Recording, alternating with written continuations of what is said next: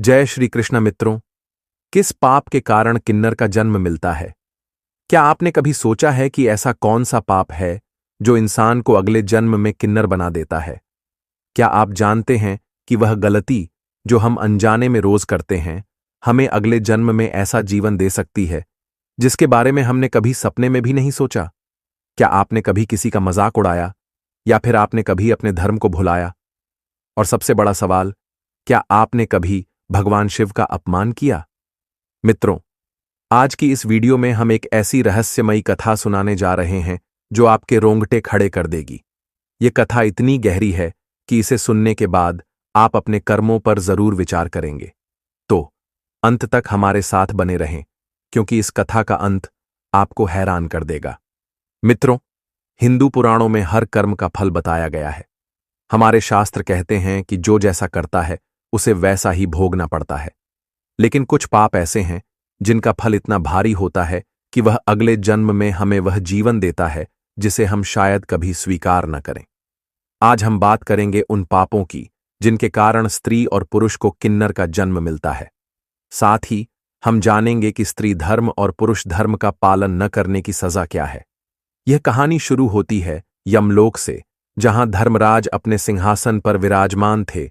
तभी अचानक से वहां माता लक्ष्मी आ जाती हैं और माता लक्ष्मी को वहां देखकर धर्मराज कहते हैं कि है देवी लक्ष्मी, आज अचानक से आपका आगमन यमलोक में किस प्रकार हुआ? अवश्य ही आपके मन में कोई गहन प्रश्न चल रहा है जिसका उत्तर जानने आप यमलोक आए हैं। तो माता लक्ष्मी रहती हैं कि है धर्मराज, हर व्यक्ति के कर्मों का फल आप ही देते हो।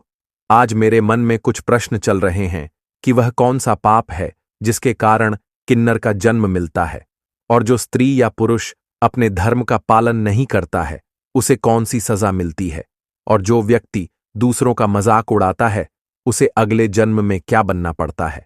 देवी लक्ष्मी के इन सारे प्रश्नों को सुनने के बाद धर्मराज कहते हैं कि है देवी, आपके सभी प्रश्न बहुत ही महत्वपूर्ण है और उनके उत्तर समस्त संसार को जानना चाहिए, क्योंकि हर व्यक्ति प्रतिदिन जाने अनजाने में ऐसी गलतियां करता ही रहता है। प्रियम राजमाता लक्ष्मी से कहते हैं कि है देवी, प्राचीन काल की बात है। ब्रजनगरी नामक एक संपन्न राज्य था जहां पर महाराज विक्रमादित्य का शासन था। वह अपनी प्रजा के लिए पिता के सम्मान थे, क्योंकि वह हमेशा दान पुण्य किया करते थे और गरीबों की मदद करते थे। उनकी एकमात्र संतान थी राजकुमारी रणवीरा। रणवीरा कोई साधारण राजकन्या नहीं थी। वह बाकी लड़कियों से बहुत अलग थी और युद्ध कला में निपुण थी।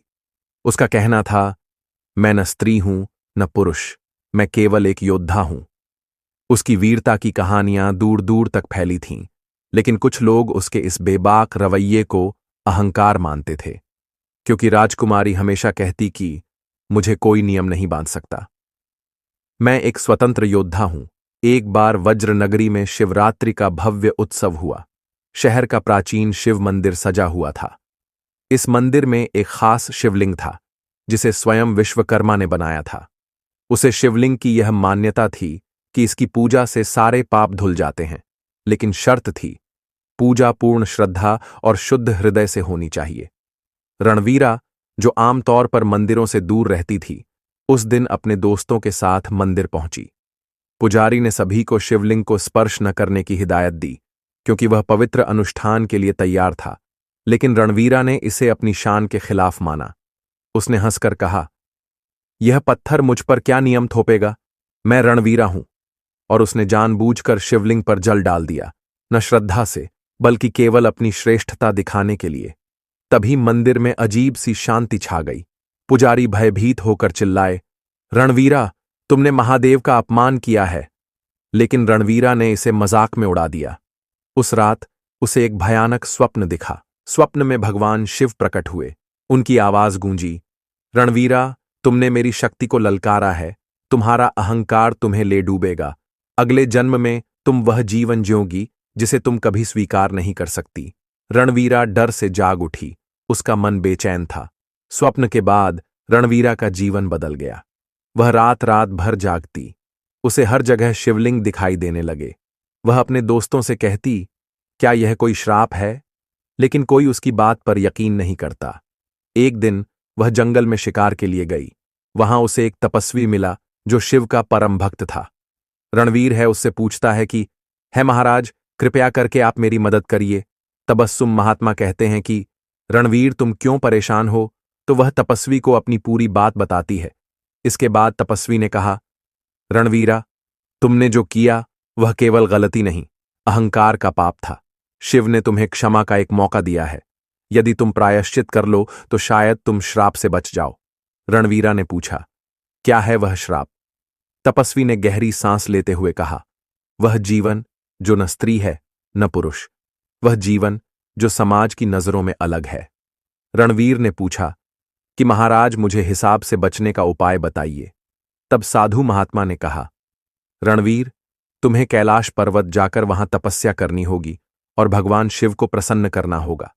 तुम्हें इस समस्या से केवल उन्हीं का आशीर्वाद बचा सकता है। रणवीरा ने कैलाश की यात्रा शुरू कर दी। रास्ते में उसे अनगिनत कठिनाइयां आईं, भयंकर तूफान, जंगली जानवर और सबसे बड़ी चुनौती उसका अपना अहंकार। वह बार बार सोचती, मैंने क्या गलत किया? मैं तो केवल वही थी जो मैं हूं। लेकिन जैसे जैसे वह कैलाश के करीब पहुंची, उसे अपने कर्मों का पश्चाताप होने लगा। उसे समझ आया कि उसने न केवल शिव का अपमान किया, बल्कि प्रकृति और समाज के संतुलन को भी ठेस पहुंचाई। और तभी वह कैलाश पर्वत पर पहुंच गई। कैलाश पर पहुंचकर रणवीरा ने कठोर तपस्या शुरू की। कई महीनों तक वह बिना भोजन, बिना पानी के शिव की भक्ति में डूबी रही। अंततः भगवान शिव प्रकट हुए। शिव ने कहा, रणवीरा, तुमने प्रायश्चित किया, पर तुम्हारा पाप बड़ा था। अगले जन्म में तुम्हें किन्नर का जीवन जीना होगा। यह सजा नहीं, बल्कि सीख है, जिससे तुम समझोगी कि जीवन का हर रूप मूल्यवान है। अहंकार किसी को भी नष्ट कर सकता है। धर्मराज बोले, हे देवी लक्ष्मी, इस कथा से यह स्पष्ट है कि कुछ पाप ऐसे हैं जिनका फल अगले जन्म में किन्नर के रूप में भोगना पड़ता है। अब मैं आपको वे पाप बताता हूं जो कभी नहीं करने चाहिए। और इन सभी बातों को आप बिल्कुल ध्यानपूर्वक सुनिए। काम वासना में अति जो व्यक्ति संयम को भूलकर काम विकार में डूब जाता है, अनैतिक संबंध बनाता है, वह अगले जन्म में किन्नर का जीवन जीता है। हिंदू शास्त्रों में संयम को सबसे बड़ा धर्म माना गया है। दूसरा कारण, स्त्री धर्म और पुरुष धर्म का त्याग। जो स्त्री अपने धर्म का पालन नहीं करती, जैसे सुबह देर से उठना, बिना स्नान किए भोजन बनाना या पुरुष के साथ एक थाली में भोजन करना, उसे अगले जन्म में किन्नर बनना पड़ता है। इसी तरह जो पुरुष पौरुष धर्म का अपमान करता है, कमजोर बनता है या अपने कर्तव्यों से मुंह मोड़ता है, उसे भी यही फल मिलता है। तीसरा कारण, निर्दोष का अपमान। जो व्यक्ति किसी निर्दोष स्त्री, पुरुष या असहाय का मजाक उड़ाता है, उनके साथ अन्याय करता है, उसे अगले जन्म में किन्नर का जीवन मिलता है। चौथा कारण, किन्नरों का अपमान सबसे बड़ा पाप है। किन्नरों का अपमान करना। जो व्यक्ति किन्नरों को तुच्छ समझता है, उन्हें ठेस पहुंचाता है, वह स्वयं अगले जन्म में किन्नर बनता है। धर्मराज से अपने सभी प्रश्नों का उत्तर पाने के बाद माता लक्ष्मी संतुष्ट हो जाते हैं। मित्रों, यह कथा हमें सिखाती है कि कर्मों का फल अवश्य मिलता है। अपने जीवन में संयम, धर्म और सम्मान को अपनाएं। भगवान शिव हर उस व्यक्ति के पाप क्षमा करते हैं जो सच्चे मन से प्रायश्चित करता है। अगर यह वीडियो आपको पसंद आई तो लाइक करें और वास्तविक संसार चैनल को सब्सक्राइब करें और कमेंट में बताएं, क्या आप अपने कर्मों पर ध्यान देते हैं? जो लोग अपने कर्मों पर ध्यान देते हैं, वे कमेंट में जय श्री कृष्ण जरूर लिखें। मिलते हैं जल्द ही एक और नई और रहस्यमयी कथा के साथ। नमस्ते।